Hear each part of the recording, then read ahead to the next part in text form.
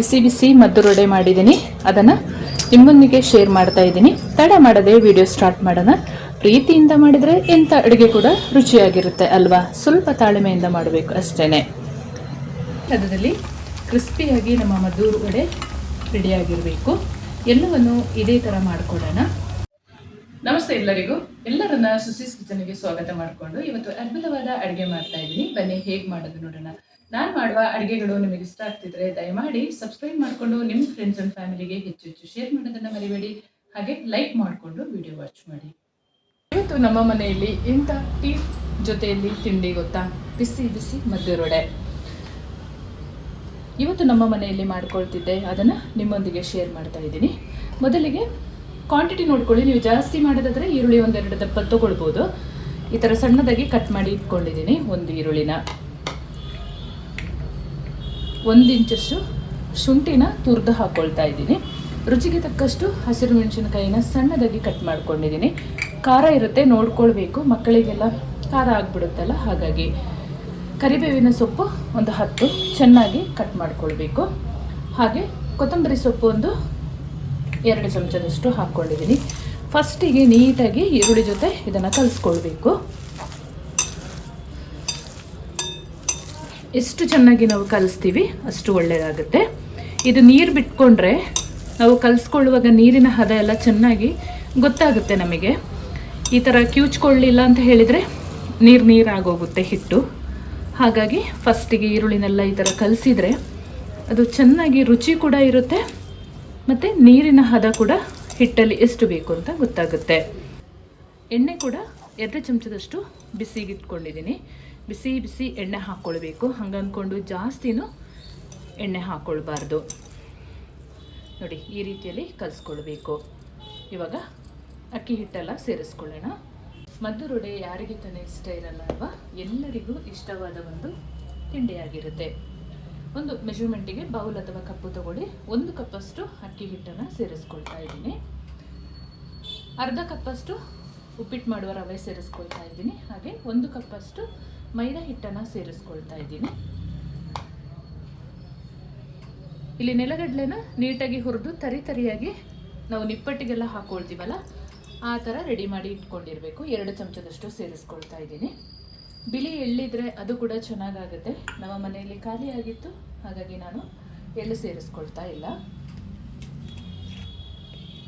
ಇಂಗು ಸೇರಿಸ್ಕೊಳ್ತಾ ಇದ್ದೀನಿ, ಒಂದು 1/4 ಚಮಚದಷ್ಟು. ರುಚಿಗೆ ತಕ್ಕಷ್ಟು ಉಪ್ಪು ಸೇರಿಸ್ಕೊಳ್ಳೋಣ. ಚೆನ್ನಾಗಿ ಮಿಕ್ಸ್ ಮಾಡಿಕೊಂಡ ಆದ ಮೇಲೆ ಎಣ್ಣೆ ಹಾಕ್ಕೊಳ್ಬೇಕು.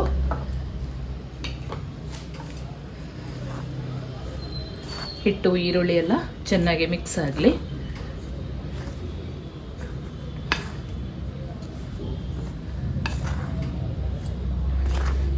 ತುಂಬ ಜನ ಟ್ರೈನಲ್ಲಿ ಮತ್ತು ಮೈಸೂರು ಆ ಸೈಡ್ ಹೋಗುವಾಗೆಲ್ಲ ಮದ್ದು ವಡೆ ಎಲ್ಲ ಮಾರ್ಕೊಂಡು ಬರ್ತಾರೆ. ತಿಂದಿದ್ದ ನೆನಪಿರುತ್ತೆ ಅಲ್ವಾ? ನಮಗೂ ಕೂಡ ಹಾಗೇ.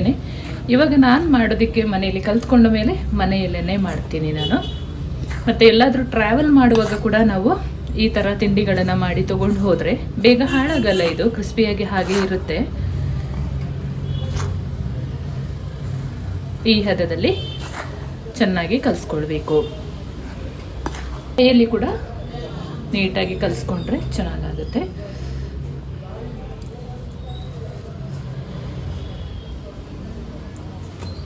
ನೀವು ಹೇಗೆ ನಿಮ್ಮ ಮನೆಯಲ್ಲಿ ಮದ್ದು ವಡೆ ಮಾಡ್ತೀರಾ ಅಂತ ನನಗೆ ಕಮೆಂಟಲ್ಲಿ ತಿಳಿಸಿ. ಹಾಗೆ ನಾನು ಮಾಡುವ ಅಡುಗೆಗಳು ನಿಮಗೆ ಇಷ್ಟ ಆಗ್ತಿದ್ರೆ ದಯಮಾಡಿ ಸಬ್ಸ್ಕ್ರೈಬ್ ಮಾಡಿಕೊಂಡು ನಿಮ್ಮ ಫ್ರೆಂಡ್ಸ್ ಆ್ಯಂಡ್ ಫ್ಯಾಮಿಲಿಗೆ ಹೆಚ್ಚು ಹೆಚ್ಚು ಶೇರ್ ಮಾಡೋದನ್ನು ಮರಿಬೇಡಿ. ಹಾಗೆ ಲೈಕ್ ಮಾಡಿಕೊಂಡು ವಿಡಿಯೋ ವಾಚ್ ಮಾಡಿ.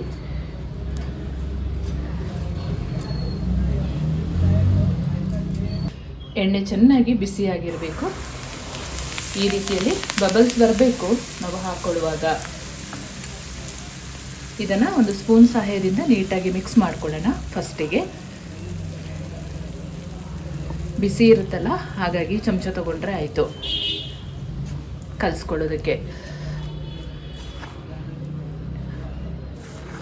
ಈ ಬಿಸಿ ಎಣ್ಣೆ ಮತ್ತು ಹಿಟ್ಟೆಲ್ಲ ಚೆನ್ನಾಗಿ ಹೊಂದಾಣಿಕೆ ಆಗಬೇಕು.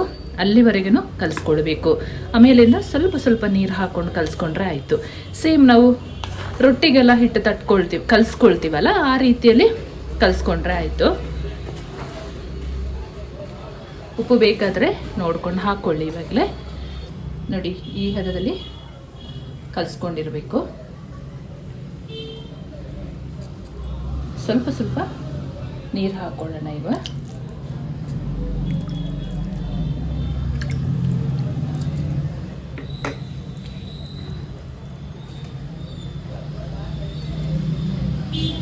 ಈ ಹದದಲ್ಲಿ ಕಲಿಸ್ಕೊಂಡಿರಬೇಕು.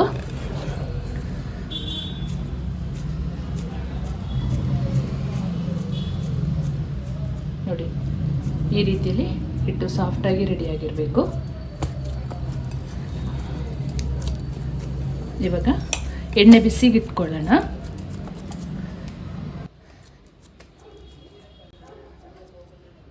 ರೊಟ್ಟಿ ತಟ್ಟುವ ಪ್ಲಾಸ್ಟಿಕ್ ಆದರೂ ಆಗ್ಬೋದು, ಇಲ್ಲ ಬಾಳೆ ಎಲೆ ಮೇಲಾದರೂ ತಟ್ಕೊಳ್ಬೋದು, ಅದು ಕೂಡ ಚೆನ್ನಾಗಾಗುತ್ತೆ. ಕೈಗೆ ಸ್ವಲ್ಪ ಎಣ್ಣೆ ಸವರ್ಕೊಂಡು ಒಡೆನ ತಟ್ಕೊಳ್ಳೋಣ. ಸಣ್ಣದು ಬೇಕಾದರೂ ತಟ್ಕೊಳ್ಬೋದು, ಇಲ್ಲ ಸ್ವಲ್ಪ ಅಗಲವಾಗಿ ಮಧ್ಯದಲ್ಲಿ ಸ್ವಲ್ಪ ದಪ್ಪ ಇರಲಿ.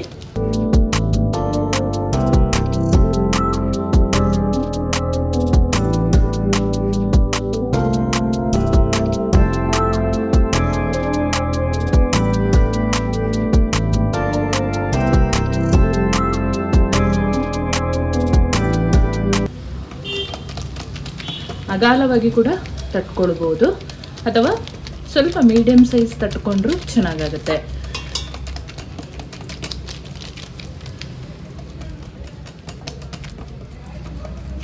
ಈ ಹದದಲ್ಲಿ ಎಣ್ಣೆಗೆ ಸೇರಿಸ್ಕೊಳ್ಳೋಣ. ಎಣ್ಣೆ ಬಿಸಿಯಾಗಿದೆ. ಹಾಕಿದ ಮೇಲೆ 1 ನಿಮಿಷ ಕದಲಿಸಕ್ಕೆ ಹೋಗಬೇಡಿ.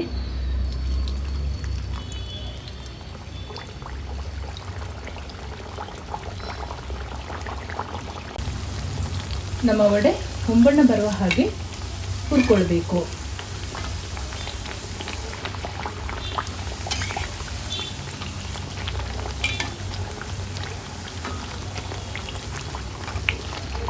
ಹದದಲ್ಲಿ ಕ್ರಿಸ್ಪಿಯಾಗಿ ನಮ್ಮ ಮದ್ದೂರು ವಡೆ ರೆಡಿಯಾಗಿರಬೇಕು.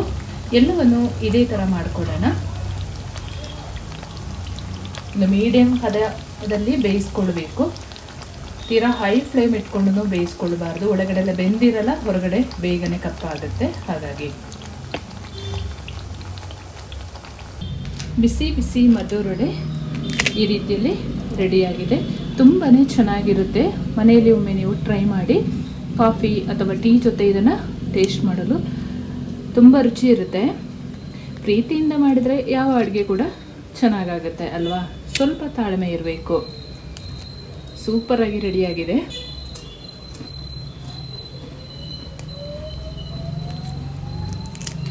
ನಾನು ಮಾಡುವ ಅಡುಗೆಗಳು ನಿಮಗೆ ಇಷ್ಟ ಆಗ್ತಿದ್ರೆ ದಯಮಾಡಿ ಸಬ್ಸ್ಕ್ರೈಬ್ ಮಾಡಿಕೊಂಡು ನಿಮ್ಮ ಫ್ರೆಂಡ್ಸ್ ಆ್ಯಂಡ್ ಫ್ಯಾಮಿಲಿಗೆ ಹೆಚ್ಚು ಶೇರ್ ಮಾಡೋದನ್ನು ಮರಿಬೇಡಿ. ಹಾಗೆ ಲೈಕ್ ಮಾಡಿಕೊಂಡು ವಿಡಿಯೋ ವಾಚ್ ಮಾಡಿ. ಮುಂದೆ ಅದ್ಭುತವಾದ ಇದೇ ಥರದ ಹೊಸ ರೀತಿಯ ಅಡುಗೆಯೊಂದಿಗೆ ನಿಮ್ಮನ್ನು ಭೇಟಿ ಮಾಡ್ತೀನಿ. ಅಲ್ಲಿವರೆಗೂ ತುಂಬ ಹೃದಯದ ಧನ್ಯವಾದಗಳು.